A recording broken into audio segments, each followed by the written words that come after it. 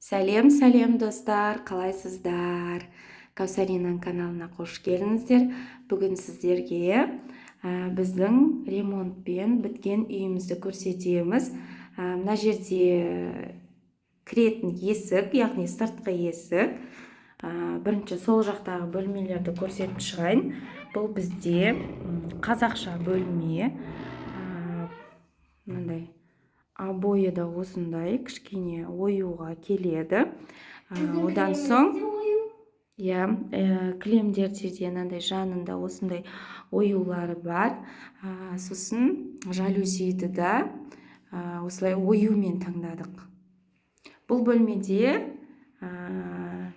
ешнәрсе болмайды, негізі осындай бос болып тұрады. Мына жақта сандық бар.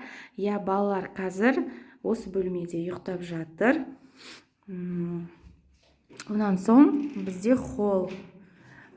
холлымыздың обойы осындай. Не деп аталатын кішкене ұмытып тұрмын. Осы обойға сәйкестендіріп осындай түсін бірдей қылып жалюзи таңдадық. Одан кейін бұл жерде телевизор, тек қана бұл жерде телевизор көріп отырамыз. И кілемі осындай. Бұл кілем, және мына жердегі прихожкадағы кілем, потом мына коридорымыздағы кілем, үшеуі бірдей. Одан соң бізде спальный бізде пепешкамыз ұйықтап жатыр. Бұл жақта бізде осындай дөңгелек кілем. Онан соң осындай обой. Бұл обой екі жағы бірдей, осындай қарама-қарсы жақтары. Мына жағы комбинированный обой деп аталады ғой. Бұл жерде Алёка мен Мақсат үшеуміз жатамыз. Бұл біздің спальныйымыз. Бізде осындай спальныйде день и ночь жалюзи. Бұндай таңдаған себебім, мынаны былай түсірсек кішкене қараңғы болады. Ұйықтағанда ыңғайлы да. Мына жақта бізде осындай скромный обычный шкаф. Бұл жерде Мақсаттың киімдері тұрады. Мына жақта менің киімдерім тұрады. Негізінде бұл жер балкон емес, лоджи болған. Біз бұны полный ашып тастадық. Ашқанымыз дұрыс болған сияқты, негізі осылай әдемі болып тұратын сияқты. Бұдан кейін мына жақта бізде душ, стиралка, мына жақта ванна. Біз негізі бұл ваннаны ауыстырмаймыз деп ойлағанбыз, бірақ та барлығын ауыстырып жатқан соң бұны да ауыстырып тастадық. И осындай айна.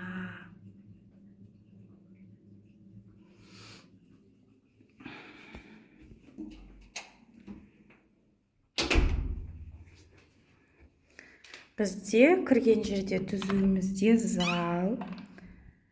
Бізде залға обой жасатқан жоқпыз. Залға молдинг жасаттық.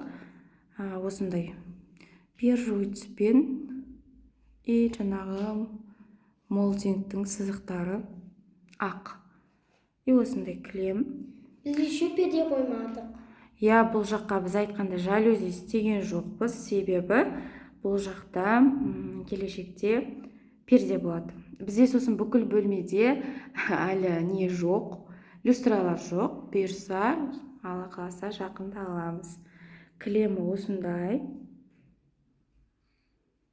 Бұл жерге негізі стул біз алмаймыз, себебі кең болып тұрғаны дұрыс сияқты. Егер қонақ шақыратын болсақ, жер столға қойып шақыра береміз. Одан соң бізде кухнямыз осындай. Ең бірінші раковинаны көрсетіп қойыншы. Өзім қалаған осындай үлкен раковина. Потом осындай стильдегі кухонный. Маған негізі акриль ұнамайды. Осындай стиль өзіме ұнаған соң осындай қылып жасаттық. Бізде мына жақта жабық болған. Бұл жақ бізде негізінде лоджи. Оны аштық.